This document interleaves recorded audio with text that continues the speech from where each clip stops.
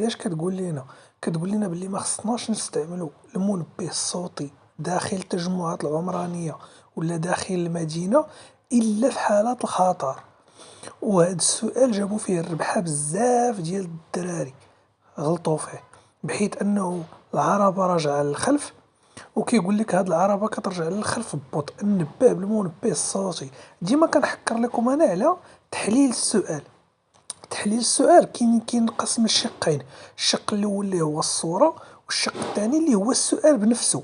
بحال دابا حكر ليا على كترجع للخلف ببطء، اذا بشويه، وإلا لاحظتوا انه السائق هنا كيشوفني، اذا انا ما محتاجش نكلاكسوني عليه. حاله وحده اللي كنستعملوا فيها الكلاكسون في المدينه هو فاش كيكون مثلا بحال هذا راجع باللور. ردوا معايا البال، كاين واحد السؤال حتى هو راه كيتحط دابا نحطو لكم في الصفحه. كيكون راجع باللور وما كيشوفنيش، عاد كندير الكلاكسون، في هذه الحاله راه كيشوفني. جاوب لي على هذا السؤال. العربه كترجع للخلف ببطء. واش نبهو بالمنبه الصوتي؟ الجواب الصحيح واش واحد ولا جوج؟ جاوبني في التعليقات.